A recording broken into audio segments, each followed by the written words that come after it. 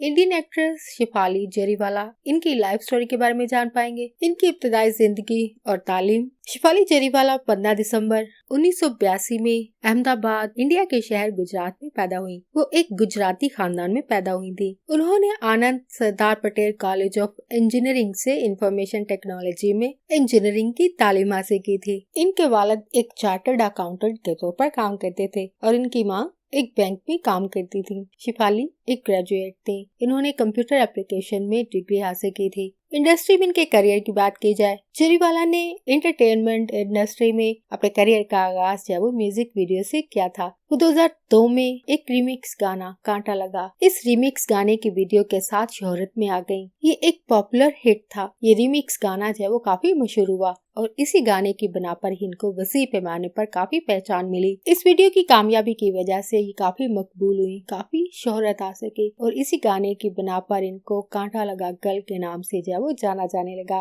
जिस बात का एतराफ खुद जरीवाला भी कर चुकी हैं। अपने डिफरेंट इंटरव्यूज में उन्होंने इस बात का एतराफ किया कि वो इस गाने की वजह से जब वो मशहूर हुई और इस गाने की वजह से इनको ये नाम मिला। इंडस्ट्री में इनको कांटा लगा गल के नाम से जाना और पहचाना जाने लगा और इसके बाद वो मुख्तलिफ दीगर वीडियोस और फिल्मों में भी दिखाई देने लगी, जिसमें 2004 में रिलीज होने वाली फिल्म मुझसे शादी करोगी भी शामिल है। बॉलीवुड के अलावा जरीवाला ने साउथ इंडियन फिल्म इंडस्ट्री में भी काम किया। वो कर्नाटक जुबान की फिल्म हड्डुगारों में भी नजर आई, जो एक तमिल हिट मूवी का एक रीमेक थी। तमिल मूवी का नाम नाडू दीगल था, जिसमें पुनीत राजकुमार, योगेश और राधिका पंडित ने अदाकारी की थी। फिल्म में एक डांस नंबर पर पंखजा पर इन्होंने परफॉर्म किया। इस गाने को हरि कृष्णा, ममता शर्मा और नवीन माधव ने गाया था। उन्होंने पहली बार रियलिटी टेलीविजन पर 2008 में एक डांस शो बूगी वूगी में शिरकत की। इसके बाद उन्होंने अपने शोहर प्राग त्यागी के साथ नच बलिए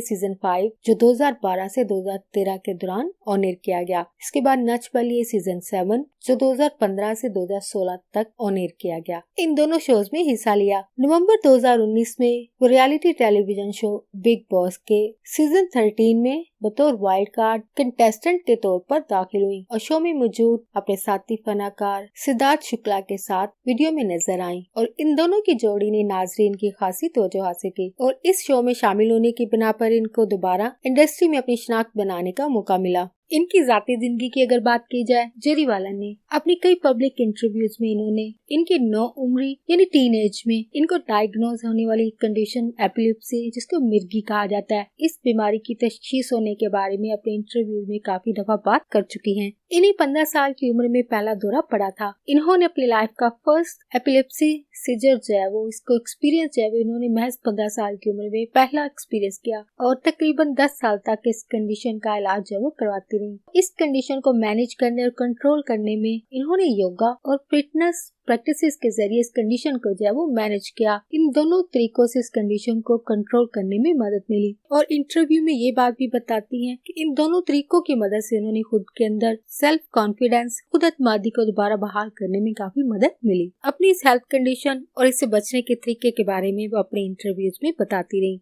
2004 में जरीवाला ने हरमीत सिंह से शादी की, जो कि एक मौसीकार, जो कि एक म्यूजिशियन थे। हरमीत सिंह अपने भाई के साथ मिलकर म्यूजिक और गाने कंपोज करते हैं। इनके ग्रुप का नाम मीट ब्रदर्स है। इन दोनों को मीट ब्रदर्स के नाम से जाना जाता है। जरीवाला की तरफ से घरेलू तशद्दुद के इल्जामात के बाद 2009 में इस कपल ने डिवोर्स ले लिया। डोमेस्टिक अब्यूज एलिगेशन की वजह से इस कपल में डिवोर्स हो गया। इसके बाद अगस्त 2014 में अदाकारा ने प्राग त्यागी से 4 साल के रिलेशन के बाद दोबारा शादी की। इनकी मौत कैसे वाक़या हुई? इनके अचानक इंतकाल की वजह से इनके अचानक मौत की वजह को मर्डर भी समझा गया, लेकिन बाद में इसकी तहकीक की गई। तहकीकात में कुछ ऐसी बातें सामने आई जो कि इनके नेचुरल डेथ की वजह बनी, ना कि ये एक मर्डर था। जरीवाला का इंतकाल 27 जून 2025 को महज 42 साल की उम्र में हुआ। इंडिया के शहर मुंबई में इनकी रहायशगाह पर दिल का दौरा पड़ने की वजह से इनका इंतकाल हुआ। पुलिस राय के मुताबिक उस दिन शाम को इन्होंने अपने मामूल के मुताबिक इनको हुई कंडीशन एपिलेप्सी की मेडिसिन खाई और अपनी इस रूटीन मेडिसिन के साथ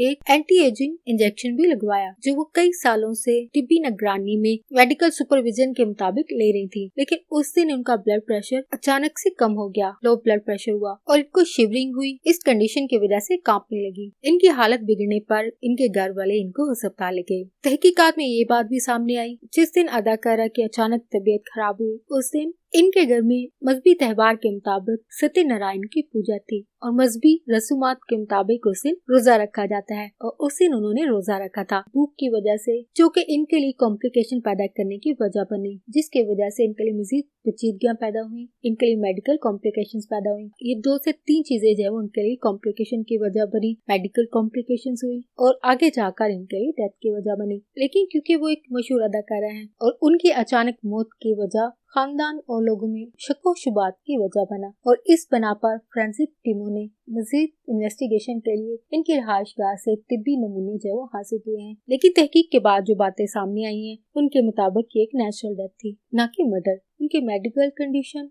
और उनके मौत के दिन के वाकयात उनके लिए मेडिकल कॉम्प्लिकेशंस की वजह बने और उनका अचानक इंतकाल हो गया। इनकी आखिरी रसूमात मुंबई में 28 जून 2025 को अदा कर दी गई और मजहबी रसूमात के मुताबिक 29 जून को इनकी राख को दरिया में बहा दिया गया। मे हर सोल रेस्ट इन पीस।